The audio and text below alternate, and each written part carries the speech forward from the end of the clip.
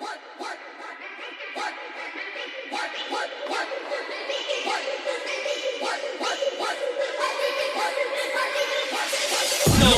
likes us, we don't care. It's South London, it's crazy over there. Nobody likes us, we don't care. Welcome to the jungle, there's lions out here. Lions out here, we don't care. It's crazy over here.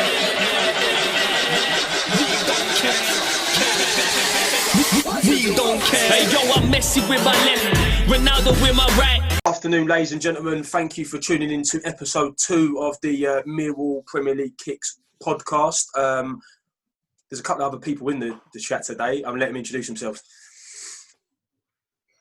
Gerry Otim, so I'm the Kicks Community Development Officer. And yeah, that's that really. I'm Adam Lawrence, head of coaching at Charlton Athletic Academy. So yeah, that's me. Thank you for joining us, Adam. Much appreciated. It's good to thank you as well. get the dream team back together. First and foremost, just a quick brief, just sort of how are you? How are you getting on as the family during this time? Yeah, all good, thanks, Tom. Obviously, none of us sort of saw this situation and circumstances coming, and no, of course. But the world has obviously been a very sort of uncertain and a fragile time. But, you know, on the flip side to that, particularly in our space, you know, working with young people and working in the industries that we work in, there has been some positives in terms of having a little bit of time to spend with the family. For sure. Some time to sort of reflect and look after yourself. Yeah. And also just to start thinking about, even from a work perspective, you know, the strengths or good things that you're doing, and maybe some things that you're aspiring to in the future. So, terrible situation and circumstance to be in. Of course, yeah. You know, I guess it's like anything in life. When these things come along, you've got to try and make the best out of it and try and come out the other end a better person. So, I agree. Gaz, how have you been? You've been all good? Sort of echo the same things as Adam?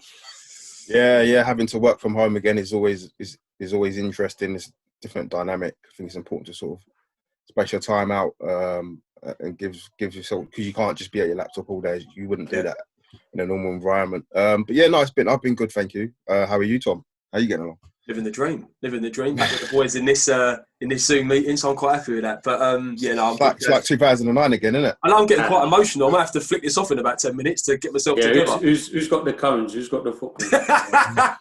Who's got the whistle? Where's the whistle? Gad, you got it? Good, great times. Well, on that note, Adam, could you just give us a quick roundup of what sort of your involvement is at Charlton, if possible, so you can give the audience a bit of an intro? Yeah, so I've been at the club for 8 years now, and overall I've very, very much thoroughly enjoyed my time at the club and love being there. Yeah. I originally joined the club as a youth development phase coach, so I was predominantly working with the under-15s, coaching them, and also delivering sessions across the 12 to 16s age groups. After a season, I then moved up with that squad into the under-16 age group. Yeah. And then I started to oversee the whole phase. So sort of leading and driving the under-16s, but overseeing the curriculum and the delivery of the 12 to 16s program. Okay. And then it would be 4.5 years ago now, I then changed my role again to head of coaching. So I guess like the key sort of aspects of that role are to oversee the playing and coaching philosophy from under-9s to under-23s. Yeah. Work really closely with the coaches across those age groups to sort of ensure that the way that we want to teach and coach the players is relevant to the age and stage of where the players are at.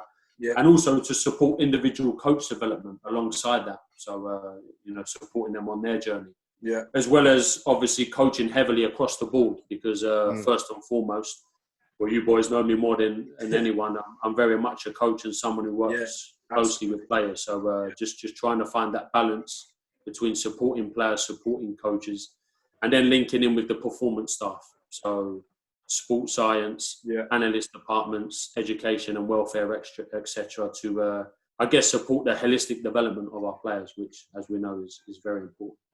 Yeah, On that note, Adam, what's the biggest change that you've seen since coming into your role with Charlton, you know, all those years ago? What's the biggest thing that you feel's changed in football in regards to development and all that type of stuff? Yeah, I think one thing that clubs have been fortunate enough to be able to do is increase their staffing across the board. So I think previously when you thought of clubs and, you know, a player being at a certain academy, you'd always think of coaching and the delivery and the work that was done. And listen, that's very important, very, very important to get the technical work, the tactical work with players done correctly. It's imperative. But I think what clubs have developed is a more sort of rounded idea around how players are developed. And they've tapped in, I think the first area was the physical corner with regards to sports science and the sort of developments of things in that arena. And then more recently, an increase in the psychological and social support for players, you know, and a real understanding of what's going on in their minds at different ages and stages of their development, and also their lives, you know, and what young people are going through.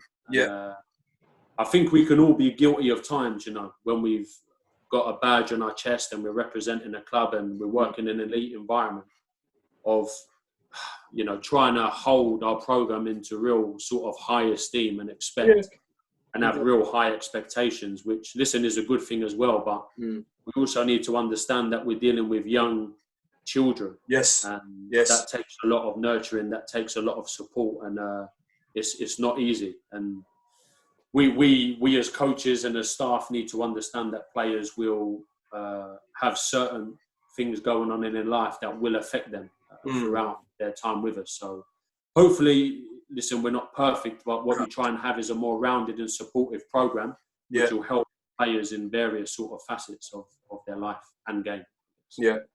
No, that makes sense. Gaz, have you got anything to add on that from like a Kicks perspective, that sort of going straight into what Adam's just sort of gone on from there? Yeah, so I think from the Kicks perspective, is Kicks is a program which is more than just about football, and you see sometimes it's easy to get lost in the fact that because it's football, you know, these are young people, and especially I guess in the areas that we're working in terms of Southwark, Lewisham, Adams, within like the Greenwich area as well, is that we're working with young people that are coming from potentially difficult backgrounds. Yeah, definitely. So in many respects, we're more than just football coaches. We're sort of youth workers as well. And trying to gain an insight into their lives can make such a difference to their sort of day-to-day. And a lot of them look forward to coming to Kicks on a Friday, or, I don't know, Ashley Cooper on a Wednesday, which used to be Avondale. Adam's stamping ground. Oh, I'm getting emotional. I need a night. Avondale, what a place that. But we're more than just football coaches. And I think Adam may want to elaborate, but I think even from his perspective, I think he probably sees himself as more than just a football coach, despite it being the elite level. So yeah, that's my take on that sort of. Yeah, and I think it's a prominent point actually, Gaz. I think on that bit, Adam, do you want to just give a little sort of minute just about your involvement in Kicks previously? Yeah, first of all, it's a program that I very much enjoyed working on, and obviously meeting people like yourselves on that program, and you know, you're carrying friendships on until this day, I think is very powerful and very special. Yeah, and I think, listen, first and foremost, football sort of drives the program and is the vehicle to bring all these different people from different backgrounds together, and I think that is really powerful, you know, and special again. Of course. So without the football, you wouldn't get X amount of players and children attending.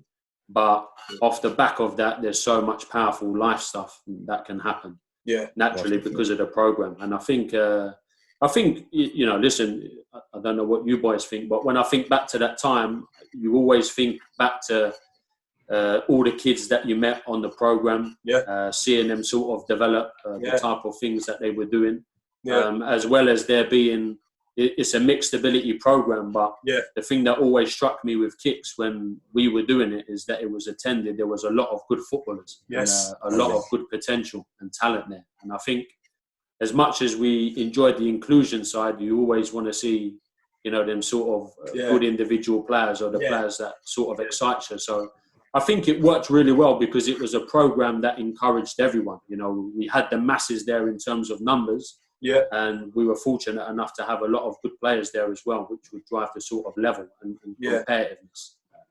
And I thought that was great. Yeah, no, I have to agree. I felt that ultimately we were very lucky. I mean, some of the ability and the quality, especially at Bacon's and the La Masia on a Friday night was special stuff. The 5-pitch tournament, wasn't it? The knockout. 5 pitches, yeah. Remember when we had to move down to the 2 small 5-a-side ones as well because we didn't have enough space. Oh, yeah, I remember I remember one week we all got together and we defaulted, didn't we? We started on the bottom, we worked all the way up, and then we got to the second to last one where Chan, Deji and all that was, and then we had to full time. It was gutted. That was a slog that night. But this is what I mean. It was the quality of player, fantastic. You know, I think exactly what you said, Adam, as well. Being able to actually see the journeys and to see where the boys are now as well. Like for example, like with Chan, with Haas, with Vic, they're all sort of embedded into the trust now, working full time. You know, and that's been like a 12, 13, 14-year project. You know, for me. I don't know for yourself as well. That's a massive part, and just being able to see where people are now in lives, even if we're not still in regular contact with them, that we've all come from the same thing. Do you know what I mean? Even like ourselves, like friends, 10, 11 years on, it's unbelievable. And you know what? That goes perfectly into the first question. So, Adam, I'm going to put it to you. I thought we'd done about 3 or 4 already. No? It's the first one. Now. It's going to be 2 hours, this one, so enjoy, people. Yeah. I got a feeling of that. Yeah. Cancel dinner. Yeah. Right. Does the Premier League Kicks programme improve the prospects of late developers and promote their academy progression potentially if they were to get that opportunity?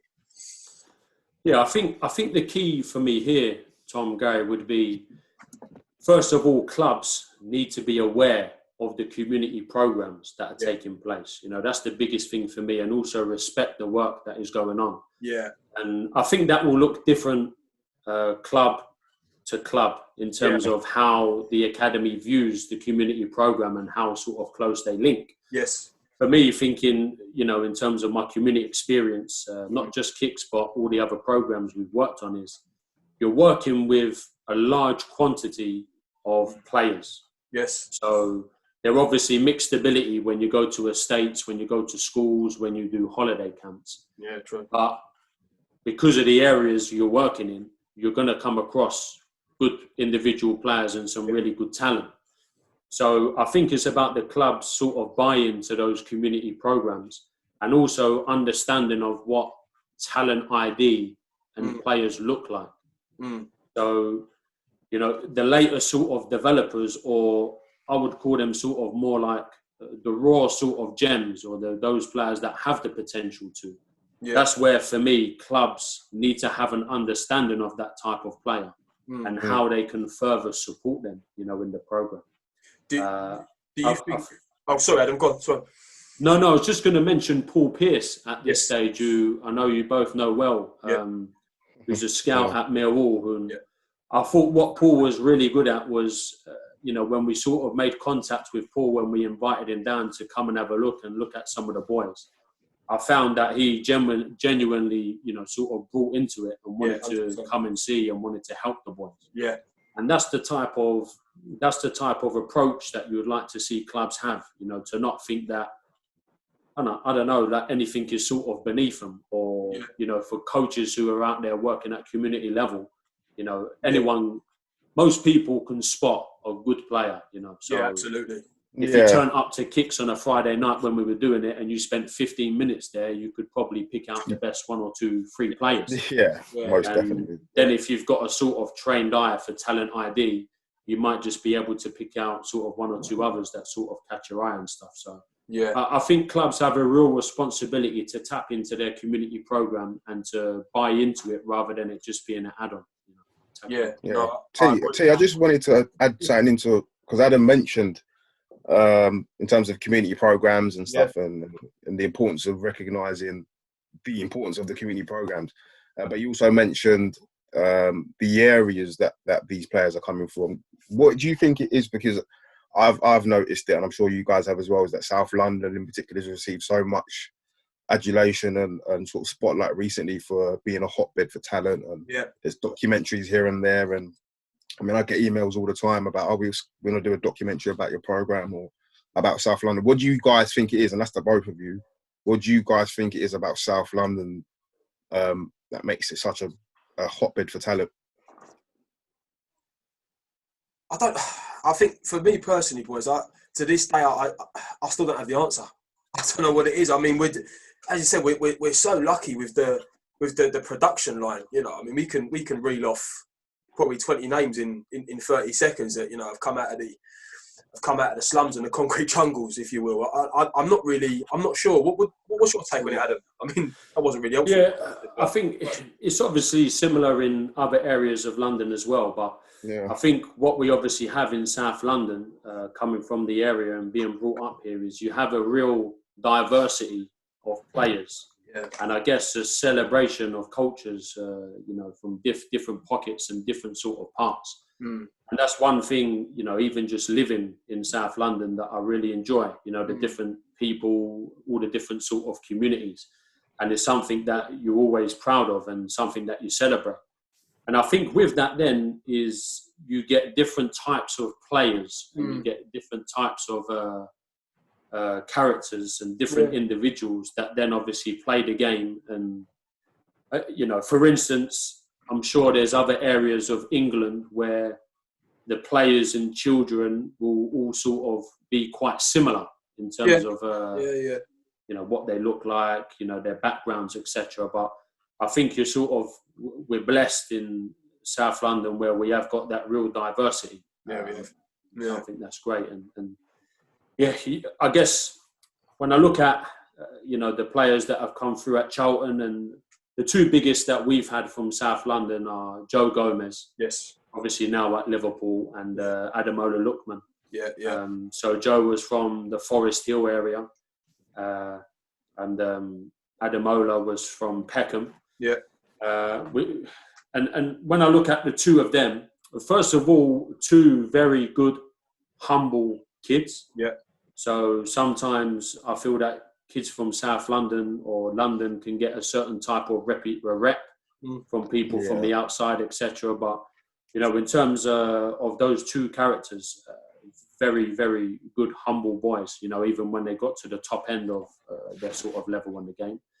And the two things that sort of struck me with them was they obviously had real good quality. So again, when you look at other players that have come from South London, you know, Hudson Odoi, Jadon Sancho, etc. You've got some real 1v1 type players. You've got some exciting, pacey, you know, attacking flair. And then on the flip side to that, I think you've got that edge, and I think you've got that drive inside you to sort of push yourself and to make yourself better. So when those types of players then go into the academy program, that can then accelerate their development if they've got that right mentality and love for the game. And I know there's been a lot of talk around, I guess, cage football, unstructured football. And I definitely think there's something in that in terms of, you know, football being played in a chaotic sort of unorganised way over a period of time. And also the mix of ages, you know, young boys playing with the older lads, getting roughed up, getting bashed up a little bit. I definitely think there's something in that as well. So, I agree with you, Tom. It's very difficult to put your finger on one thing. I guess you sort of just try and think back to, you know, some of the lads we've come across and just try and find some sort of consistencies. But a love for the game for me is got to be critical and crucial. What you said about the mixed age groups as well. Sorry, T, I've cut you off again, bro. No, go on. I know you're going to say. Go on. Yeah. The mixed age thing is a massive one, and I feel as though that's part of what makes. So, for example, kicks is quite a, in terms of age groups, we do try to split it, but generally speaking, there may be a 12-year-old against a 15-year-old. Yeah. And I feel as though, from my experience, what I've seen, so Tom, obviously, you know, the Joshes, the DDs, the Jalangs, they benefited massively from coming up against the Chans, the Montels, the Hassans, the Victors, in terms of their development. I'm sure they were doing it outside of our environment in terms of kicks. They were doing it away from us. Yeah. But within that environment as well, they would benefit. I think they've said it before. I think Femi said it in our graduation match in 2017. Femi said that a lot of his development came from the fact that he was facing people that were much older than him, bigger than him, stronger than him, and he had to find different ways to play and to manoeuvre within that environment. So, I definitely agree with what Adam said there. And going back to the kicks thing as well, is that ultimately, boys, if you think about it, if we go from a logical perspective, when we was on the sessions, we'd always buzz off watching the young boys playing, wouldn't we? Because they'd get together, they'd rally together, and they'd give the older boys a pasting, wouldn't they? No, but that's the thing, and that was nurturing itself. That now looking back, we facilitated a bit of that as well. I think that's crazy. And with that as well, right, from your perspective, Adam, head of coaching at Charlton, what do you want to see from a trialist when they come through the door? What do you want to see, and what should a player have in their locker, or sort of bubble him to be working towards to make it at an elite level? Yeah, I think like the first thing to appreciate is obviously no one player is going to look the same as another. So you've always got to try and look at that player as an individual and try and look at them and not sort of benchmark too early. But the first thing, Tom, to be honest, is I don't really like to judge trialists too early, when they come in the building. I love that. So, if you put yourself into that situation, you're going into a new environment, which is, on paper, elite. You're going to be training X amount of times a week. You're around completely new players. You might not know anyone in the team. It may even be your first experience going into a professional environment. So, talking about, first of all, a player is obviously going to really want to do well in terms of how they perform and be amongst the group. And if you've got a love for the game, you're going to have that little bit of whether it's nervousness or a bit of anxiety, you're going to feel a bit of that, True. The first day that I worked into Charlton, I wouldn't say I was scared, but did I have that that feeling sort of in your stomach of you're going into a professional football club, you've got to try and find your way. You're going to be judged by people. How are they going to perceive you? So if I'm feeling that as an adult, what is a 12 or 11-year-old kid feeling when he walks into our environment? And then what you're hoping to see after those first sort of 1 to 2 weeks, and once they've settled in, is, for me, they've got to have that wow feature or an area of their game that even if I don't know the boy or why he's come in, I should be able to walk up to the side of the pitch and go, bang, that's why he's here. That's why he's here. Yeah. And not just trialists with that, Tom, even signed players. So I like hearing that. It's good to hear that. Yeah, I just think, for me, sometimes we can look at players as they have to be rounded, or X player isn't good enough because he can't run, or X player is not good enough because technically he's not this. But I just think if they've got an outstanding feature, something that really highlights their game and their potential, then I think that's something that you can work with over a period, and then hopefully refine some of the areas that they need work with. So I think an outstanding attribute, something to get you excited about them, would be the thing for me.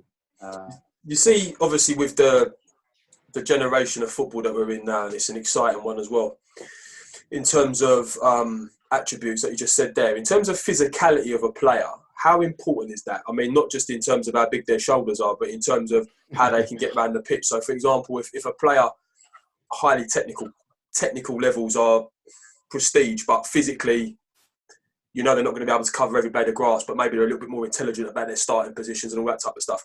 Does that play a big part when it comes to recruitment and the risk and reward factor of, does that make sense? Yeah. And you know what football can be like, Tom, even though you might have, an academy style of play or a talent ID program. You're also talking about individual professionals who have got maybe different opinions on things. True. But I think what we've tried to benefit of is having some longevity with the staff working at the club over a long period of time, which has helped. But I think, just talking about, for me, as a coach or as someone, when I work with the players, the first thing that I want to see from a player is their love of the game and their mindset to develop and improve. So for me, before we talk about technical ability, before we talk about physicality, that is something that really resonates with me working in the environment over a long period of time, because the best players that I've worked with, the players that I've seen come through the system, a key attribute is that real sort of driven mindset to be the best and to develop and push themselves. Okay. Sometimes, if I'm honest, that can result in players stepping over the line or not understanding where the boundaries are in terms of, the sore loser, or Okay. Right. Okay. From that perspective, arguing with the boys on their team because they've lost, those little things. But what you understand over time, although you manage that in the short term, that's not necessarily a bad thing in terms of the mentality of the player. How do you refine that? How do you tune that, Adam? Like in terms of what you just said there about the sore loser type of thing. How do you? Yeah, I just think like if you see a couple of players go at each other a little bit, I think what I tend to do is sort of leave it to start off with and just observe it and see. I think you can't miss them type of things. Yeah, and then the time where you would obviously step in is maybe when it escalates or it goes further, and it's just come on, lads, this one of them sort of things. It never goes too far, but you can see when. And if there's a real hunger and a desire to win, and you want that to be in training as well as games, at times those big personalities and the big players will sort of blow up every now and again. But you also want to develop good people and players that appreciate and understand that winning and losing is part of the game. But you definitely want that sort of mentality. Just to go back to your original question about the physicality and technical ability. Listen, they're both very big key facets of the game. For sure. I think if you looked at the game at the top level, I think speed and, agility have become and agile players being able to change direction and being fluid, etc. have become real key parts of the game. But me, I don't like to look at size in terms of height. And the width of a player's shoulders in terms of dictating your decisions on them. So I personally think when you look at players, they've got generally their legs are strong. If you look at the top of their legs, they're powerful. But they're lean athletically on their top half as well. So if you get muscle bound or you get too top heavy too early, that can affect your speed and also the agile side of the game in terms of how you move, and you can become a bit wooden and stiff with your movements. So that type of work can obviously come further in the player's sort of development. But as you know, in terms of technique and the player's ability to manage the ball, control the ball, feel the ball. Pass the ball, stay on the ball in terms of manipulation and 1v1 ability, etc. For me, they're real key attributes and things that should be worked on from a very young age, right way through the academy. I would like to hope if there were players out there that had outstanding technical ability and game understanding, but were physically not as mature or maybe later developed, I would hope that the system nowadays gives them more time to develop than maybe previous. No, that's fair. How long is the a trial period there, Adam? I'm a little bit out of the sync of it all. How long is it from start to finish now? Trial period. Yeah, so a trial period for a player is 8 weeks. Okay, that's significant. So, it's a good period for the player. Going back to what I said previously, just to settle in for a couple of weeks and then obviously go from there. It used to be 6 weeks, but that's been extended. And what you can't do, you can't register a trialist twice in the season. Right, okay, right, I'm with you. For instance, if we had a player on trial for 8 weeks this year and we didn't take him, we couldn't then bring him in on trial again until next season. Yeah, makes sense. So that period I feel is good. So when the players first come in, the coach will have a conversation with them, with the parents, and along with the recruitment department, speak to them about the timetable, obviously days of training, etc. Exchange contact details. And then obviously the coach would then should treat the trialist as a normal squad player within that time. Okay. So right. naturally try and make them feel part of the group, integrate them in terms of training and games. And there would be a 4-corner review of the player at the end of their trial. So, of course. Yeah. Listen, unfortunately, not every player that comes into the environment can be signed, but of course. What you're hoping to give the player is a good experience of the club and the academy environment, and hopefully some good and developmental feedback for them to sort of go away with to improve and develop their game. Yeah. And I think you see that in football where you hear it all the time. Player didn't get signed by this club, maybe didn't get signed by the next club at some point through obviously their talent and determination. They end up somewhere at some point. You always tend to hear stories of, I don't know, we've seen it ourselves, Tom, with sort of Didi, for example, where it didn't work out here or there or there. And he's now found himself at QPR, and I think that he learned a lot from those, I wouldn't say failures, but from those learning experiences at those other clubs where he was at before he obviously signed for QPR. So I definitely like that point that you made there. I just wanted to ask you, Adam, I wanted to go back a bit in terms of your early stages as a coach, and who were your sort of coaching influences when you first started out, and how did you get into coaching? 1 second. Yeah, so I started when I was 17. Was when I done my level 1. So I was at Bacon's at the time, funny enough, doing my A levels, and there was a part-time coach, Anthony Bailey, who was working at Millwall at that time, and doing some part-time work. And he basically said that there was a level 1 at the Community Trust, and that he could get me on it for free. So I was playing at Charlton at the time, so I still thought I was half a player anyway.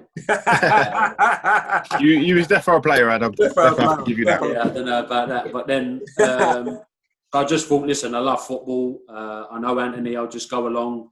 If anything, I'll just get a week's worth of just playing. That's it. That's it. Yeah, exactly. Yeah. And then you obviously go on the course, and Louise Newstead, who now works for the PFA, was the tutor on the course.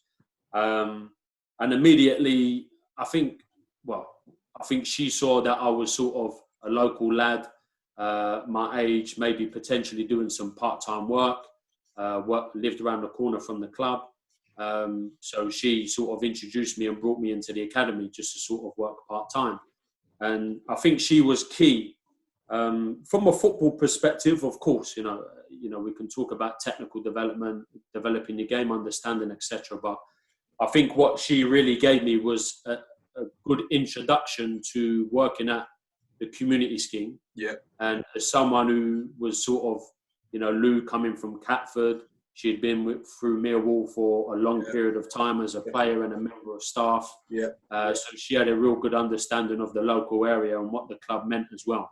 And I think she sort of helped me really develop and support me through there. And I think the second person that was very influential in those early years was Jim Hicks. So, you know, people that know Jim who works at the PFA now, funny enough. I need to speak to him about getting me a job, I think. And not wrong. Yeah, I think what Jim was just a very good coach. And he was someone that just loved the game. You know, they were the two things that just stuck with me straight away. So when we were working at the Lionesses at the time, I was fortunate enough to coach and work with Jim and also be able to observe him. I think at that time, that was something that was fundamental to me. You know, if there's any sort of young coaches or aspiring coaches out there, the best bit of advice I would give them is try to surround themselves by, observing and being around people that are better than you at what you want to do. Yeah. So first of all, you have to be selfless enough to say, I'm not the best coach or I'm not the best professional in the world. Yeah. And then you need to go after those people that are the top in their field. You know, and then sort of not leave them alone and sort of tag on to them. Yeah, that's true. Yeah. They're the people that are really going to benefit you in the long run. And, you know, similar to our friendships, you know, even to this day, you know, Jim and Lou are both very good friends of mine, as well as being, you know, I guess mentors or a support with me in my career. and I'll forever be sort of grateful for that as well. And listen, there's been a number of people that have really helped me along the way, but those two have been extremely in those sort of early years, you know. Brilliant, thank you. On that note, Adam, as well, what would you say your most significant moment has been in coaching today? What was that moment, the transition for you, when it was just like, I'm here, but you know what? That's where I want to get to. Was there a specific moment, or was there a couple of different junctures in time? Or yeah, I think if there was one, it was when I went to Charlton, Tom. Yeah. Because when you deserted me, when you left me. Yeah, cheers, mate. Thanks. Well, we developed Gaz, and then he was the progression. You know, he stepped up. But yeah, it was. I think it's sort of in my head. It just made me think that coaching at the elite level and working with the top players possible was what I wanted to do. And I've always loved the community side of football. You know, to this day, I've got some really fond memories of the work that we've done and I've been involved in the past. And there are parts of it that you miss, you know, because the lightheartedness, you know, the banter with the boys, you know, seeing them do different things and grow is they give you some really fond memories. But I think that was the time, being around coaches, you know, Chris Powell was manager at the time. Nathan Jones was 23's coach. Yeah. I was working closely with Steve Lovell, who went on to become manager at Gillingham. Steve Avery was and is still there. So Paul Hart. There was a lot of people that when I sort of walked in and I thought, I can really learn from these, and I want to show, I guess not everyone, but I wanted to show to myself that I can work at this level and I can hopefully do a half decent job. So that was probably the critical time, Tom. And you know what's funny? I bet you remember it as well. On that note, I remember you got the call when we were playing Bromley, the Bromley boys away with the Fisher lads. I remember, and we got in the car, and you got a call, and you was like, "I've got to take this role in 2 seconds." You got out of the car, and he came back, and he said, "Oh look, this is the opportunity. I don't know what to do." And I just said, "It's a no-brainer. You got to do it." And it was nice for me to be with you at that moment when that change happened, because your elation, you was just like, this is it now. I know what I want to do. It was a great moment. I'll never forget it. Yeah, it was good times. Yeah, no, cheers, Tom. And even then, you know, when I think obviously what was happening at Millwall, but then also the Fisher program that we had started was quite exciting. And obviously we had a few of the boys from social inclusion and kids program within that. And it was in my head, I felt that it was quite an exciting time to be doing that type of work. Yeah. But yeah, I guess it's like anything in life, just the timing of things and when certain opportunities come your way. You know, you've got to take them. You have to take them. You have to, yeah. And I think on that note as well, I think we can all sort of put our 2 pence in this bit as well. It's like, what's your take on sort of the non-league side of things, Adam, in terms of, you know, the conveyor belt into the program into the, you know, to the elite levels of football, and what's your experience been personally with non-league football and all that type of stuff? Are you talking about as a coach or recruiting players? Just in general, yourself, and that, what sort of, you know, how it's allowed you to look at the game from grassroots to elite level differently, your personal involvements in non-league football and all that type of stuff. Yeah. I think, like, particularly from a coaching perspective, where I was coaching at non-league at you know, quite a young age, I think what it sort of helped me to do was, I think it helped me to work in a sort of, is a semi-professional environment. So the players want certain types of training sessions. They do want to be supported. Yeah. You know, if your program is half decent, they want it to be quite professional so that they can develop and improve. Sure. Yeah. And also a lot of the players at that level have either played at a good level or been within the academy system before. Yes. And what tends to happen is they obviously drop down the football pyramid. But, well, you know, Tom, because, you know, you played and Gerry, you've been involved as well, where there's some very good players at that level. Yeah. So what it then allows you to do, it allows you to be challenged as a coach. Yeah. And you sort of develop your idea of how you want the game to be played, or how you look at sort of player development and developing players at that sort of level as well.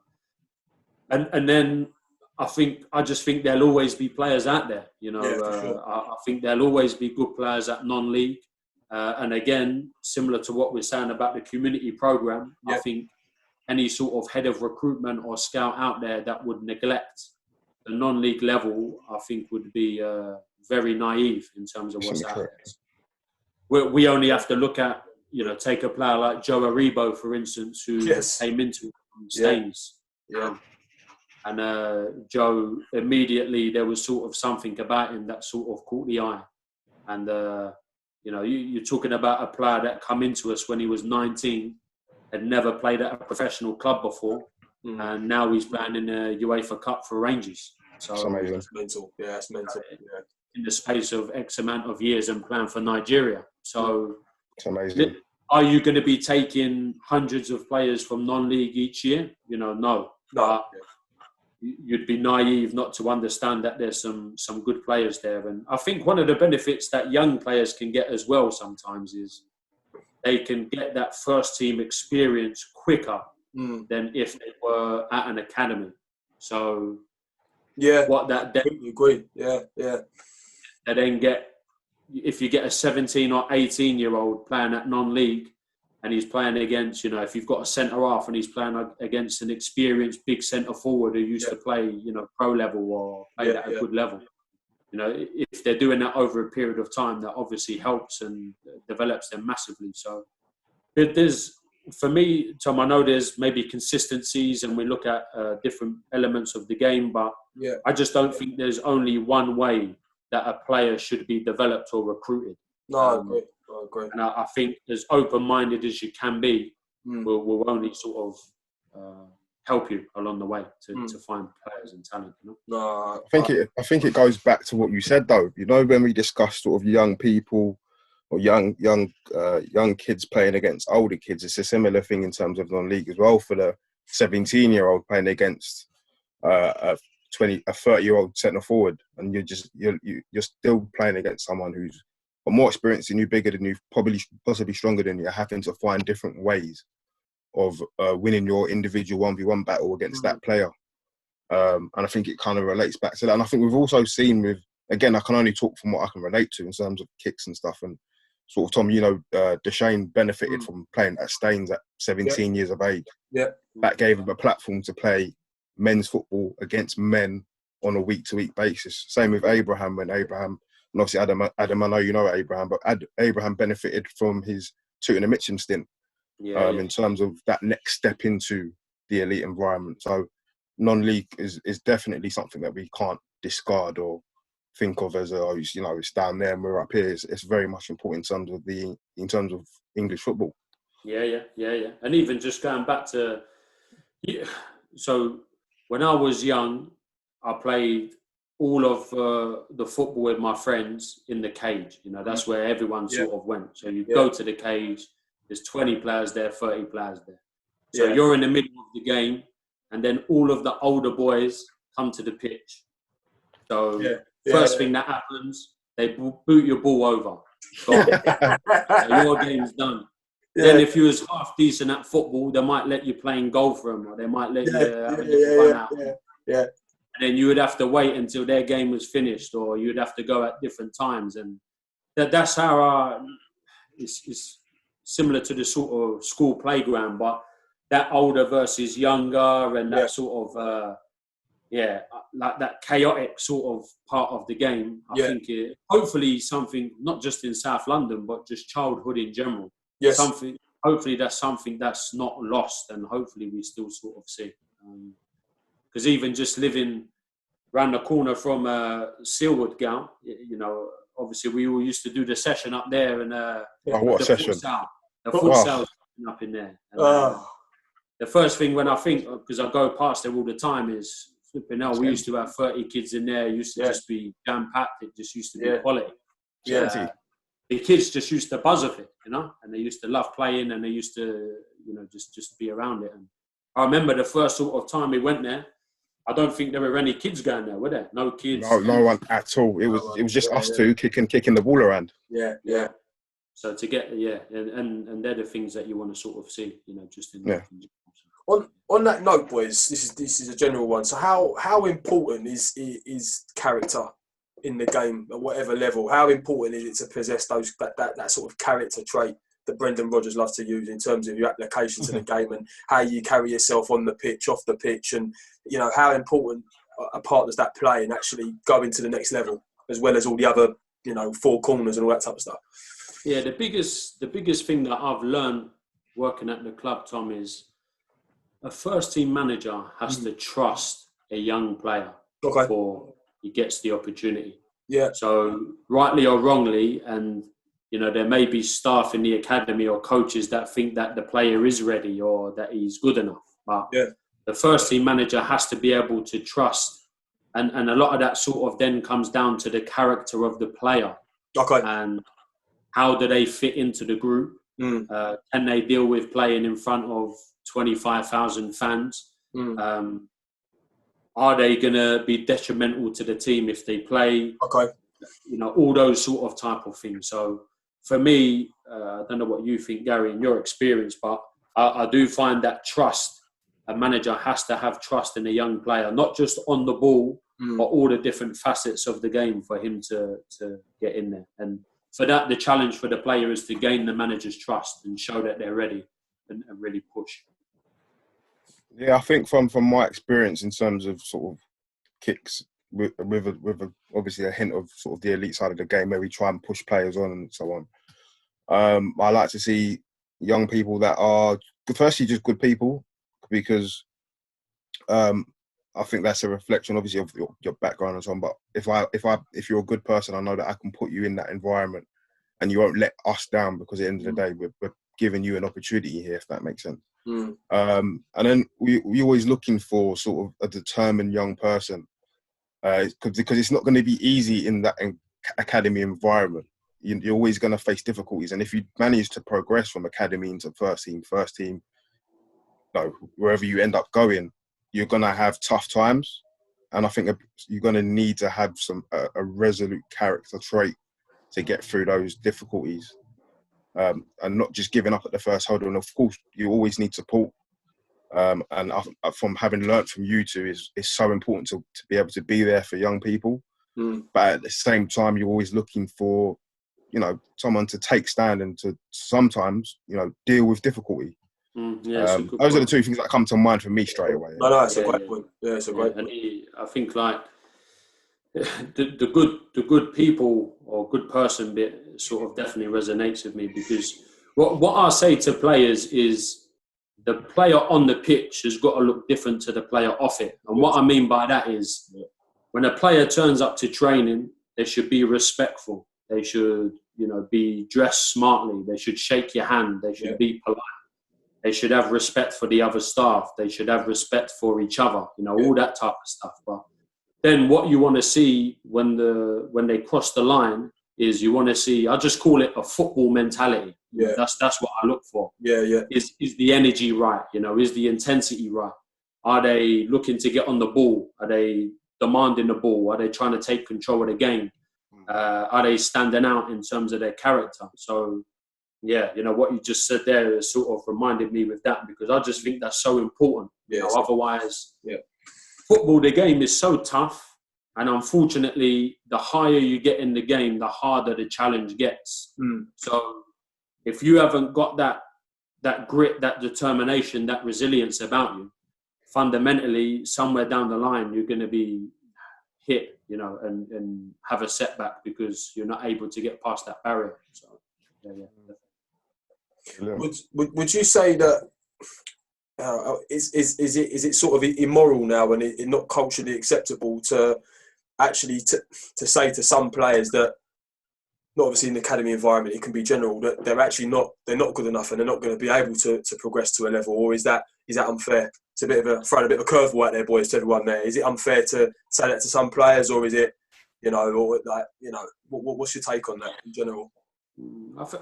I think what you've always got to be with a player is honest. Yeah.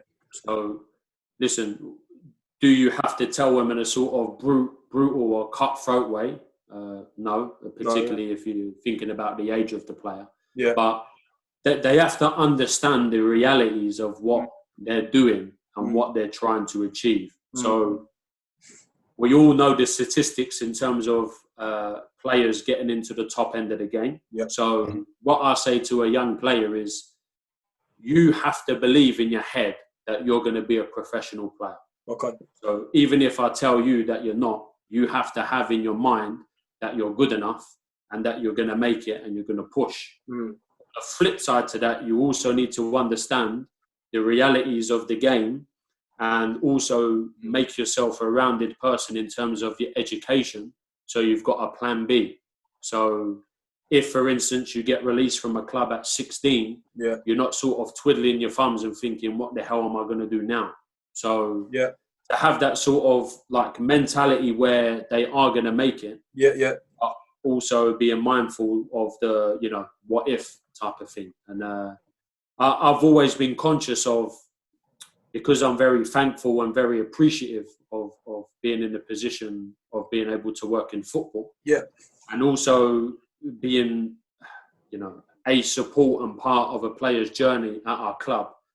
You've got to be genuine with them. And listen, you've got to tell them when they're doing well and when things are not going well and you feel that they can be doing better, you've got to place some demand on them, But fundamentally, going back to what Gerry said first, if they've got to know that you care about them. They've got to know that you're genuine about their support. For sure. And then I find whether you're giving them praise and loving them or you're coming down on them like a ton of bricks, at least they then know that you're doing it for them. And it's not for you or it's not for a show, it's genuine. So that's the way that I've always sort of tried to approach it.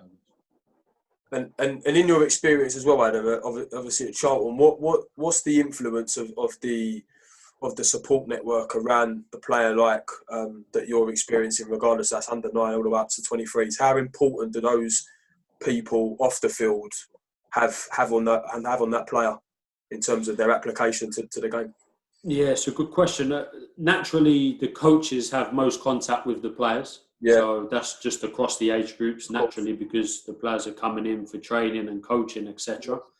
And then we obviously have the support staff around that. And one of the things that, not just our club, I know other clubs may do it even better, but we meet regularly as a multidisciplinary team staff. Okay. So, for instance, every 6 weeks in the youth development phase, we will have a meeting. So we'll just cancel one training session for an age group and have a meeting within that time.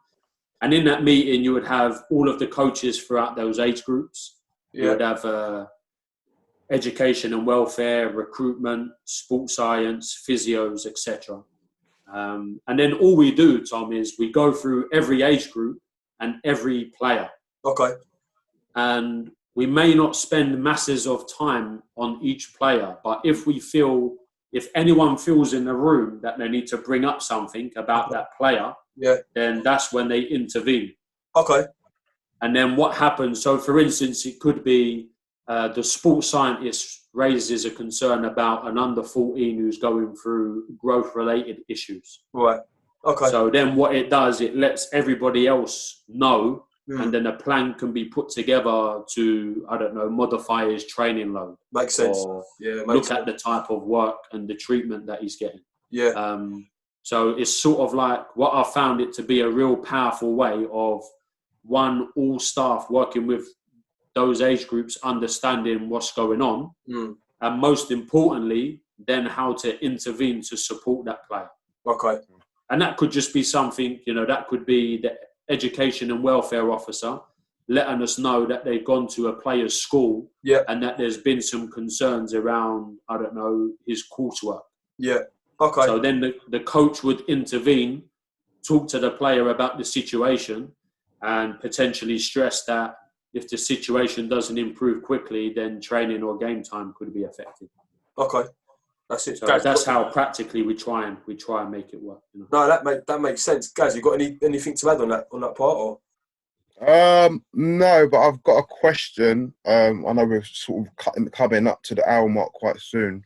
I just wanted to go back to sort of our kicks discussion, seeing as that's sort of, and we've all been involved in it. Sorry, and I just wanted to know. To let it go, Gaz, you know. I could, but you slept in that top last night, didn't you?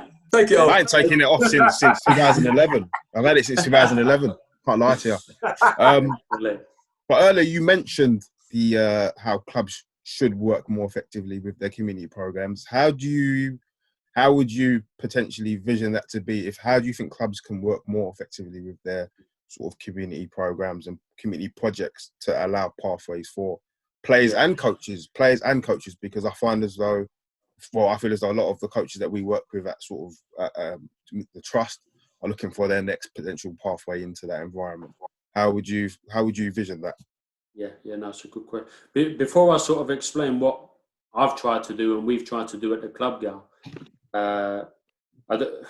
when I first started coaching at Millwall, you could never watch an academy session. You could never get close to the coaches there or watching practices and things like that.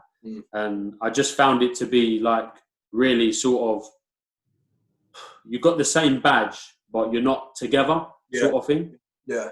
And thankfully, over the time, that sort of improved in terms of, and Millwall were trying to do a lot of good things in terms of that type of work. But that was just an example of me understanding that there are younger coaches out there that do want to sort of observe training, or they do sort of want to be around it. And for that reason, not just Charlton community coaches, but any coach who sort of requests to sort of come in and observe training and to maybe sit down and talk, I'll always respond, and I'll always try and facilitate them coming in.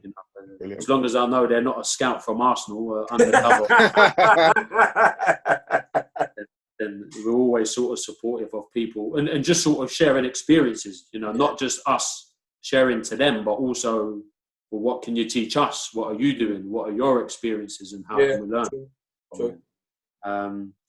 I think what we have at Charlton is sort of two strands. You've got the side where we've tried to support their coach development framework. Okay. So, for instance, we've got a good relationship with a football development officer at the trust. Yeah. We've also got a relationship with the women's teams and the regional director there. So I've delivered CPD events for the Community Trust as an example, in terms of trying to inform the coaches as to what the academy program is and what we're sort of looking for. As part of my role, I also organise CPD events for our staff in the academy. Yeah.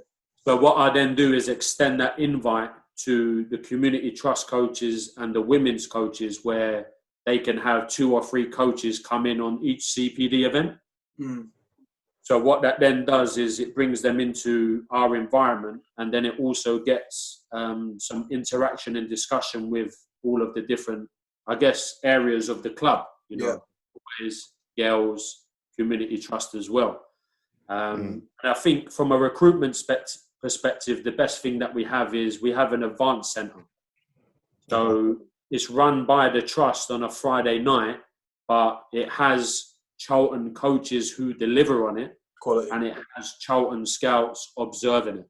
So what we can then do, what should happen is the best players from the Community Trust programs, which is, it's a big program, the Community Trust at Charlton.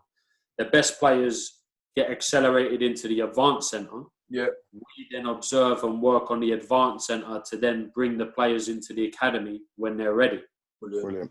And what we can also do is, if we feel that there's a player who's not quite ready, but let's just say Bert Dawkins, our head of recruitment, has seen a player at grassroots, he can then refer them to the Advanced Centre, sort of see how they develop in that programme before then bringing them into the academy. So makes sense. Yeah, makes you've sense. got the sort of coach and staff development side, and then you've obviously got the recruitment and player ID side. But again, I think when I'm answering these questions, I'm probably making it sound look a bit like Disneyland or Eureka sort of thing. But no, not at all. With all these things, there's sort of challenges, and it's not easy. But I just think you want to try and develop a sort of one club identity, and you want, no one from the academy is more important than a women's coach. The community trust is not more important than the boys' academy.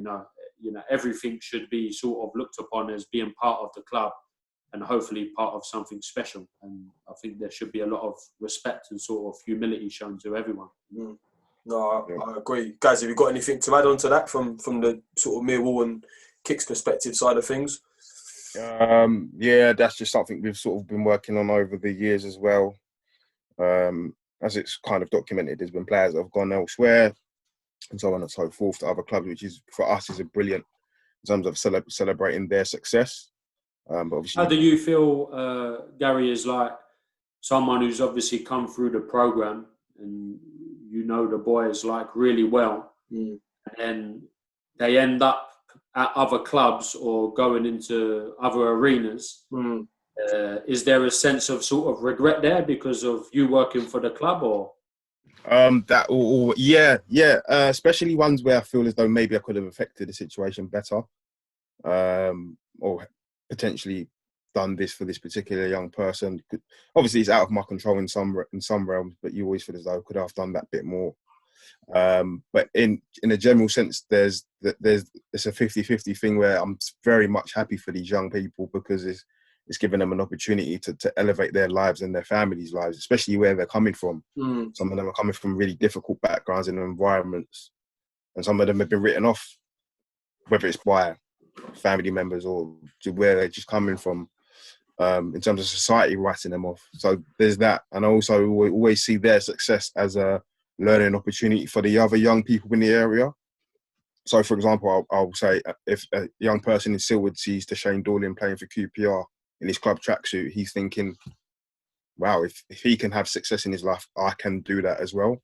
So I always try and look at it from that perspective, in terms of there's a success ladder potentially being built in terms of within the area, if that makes sense to you guys. No. But then there's also always that, if they were at the club, if they were at Millwall, I would be so much happier just because of where I work. I live in the area.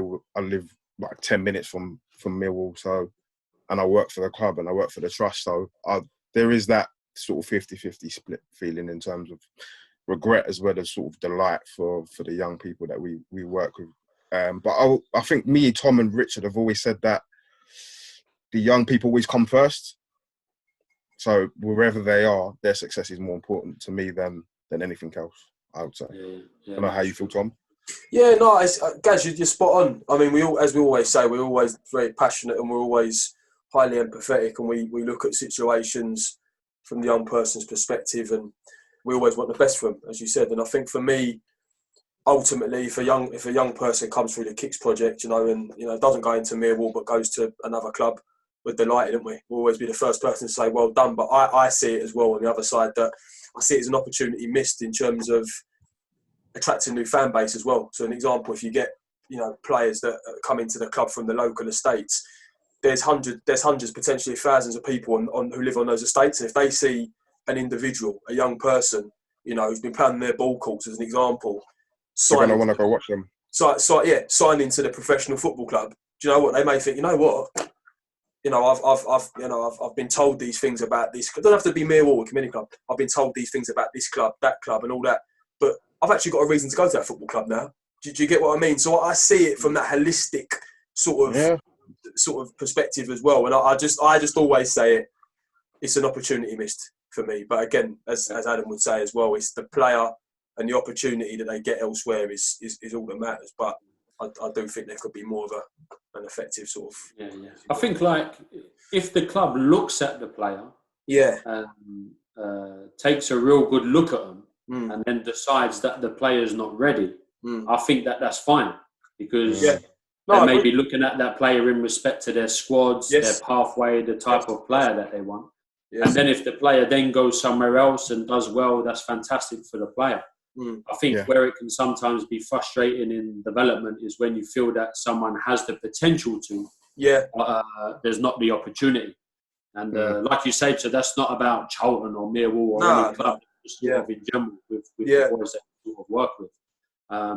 And where I've sort of got to in my head is, I think, listen, I love Charlton. I'm extremely grateful and humble to be working for there, and you try and do your best for the organisation that you work for every day. But essentially, I'm a coach of players. True. So if you have a player, you take the badge away and you want to help them, you want to stretch them, you want to push them, and you want to show them unconditional support throughout the time they're with you. You try and help them. Listen, if it is within that club, then great. But if it's somewhere else, or even if they do something in another area of their life away from football, surely that's got to be success and something that should be celebrated as well. You know? Yeah, I think that's why I've had no qualms in if a player hasn't been signed by the club that I work for. I would go out of my way to try and get them somewhere. Well, and Tom has done this as well, to his credit. We'd go out of our way to try and help them elsewhere, whether it's to get them into non-league football, or it's to get them into an academy environment. Oh yeah, or it's to get them come into the Millwall Community Trust Academy program, the college program, and give them an educational pathway. We will always do our best to work with these guys, even if it doesn't work for them at the club we work for in terms of the academy stuff. But going off that, I remember, Tom, when we went down. Tom, where did we go? And Abraham, Dej were both on the pitch that day. Was it the Mill training ground? Oh, of course it was. Yeah, the training ground. Of course it was. Yeah. It was. Yeah. It was. I saw you there. Yeah. I was just thinking back to that day, and we had discussed it after, and we were like, wow, what a moment this is, where sort of two boys from the local area playing at a very, very high level of football together. And they're both at different stages in their careers. Sort of, they're just sort of an established centre-half or established footballer now. Abraham's still playing his training, still trying to figure out his way through. I just thought what a great moment that was. And the fact that they very much interact, and they're very much, very much, what's the words I'm looking for? They're together, if you like, despite the fact they're at different stages.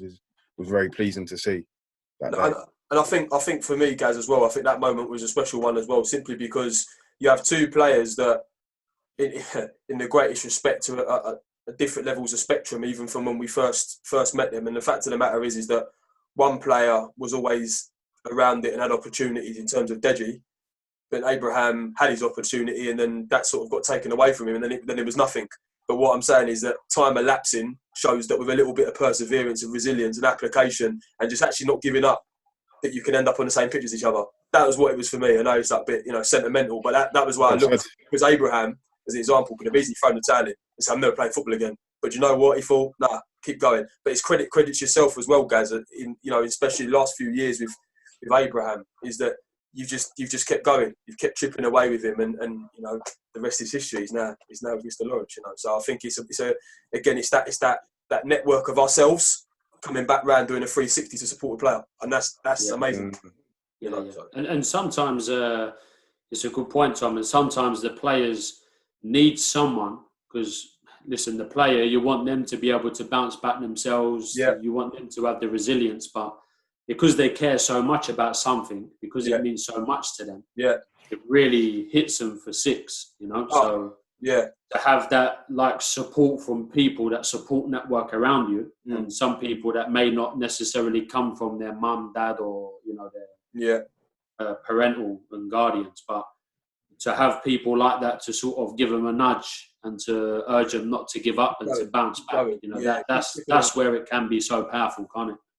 And I think, and that's what brings it all together. And I think that sort of sums up this conversation. I think that brings it to a nice close as well. And I think it's been a great conversation, gents. Is there anything that we just want to just finish up on, or are we happy? Really good conversation, personally. Really happy.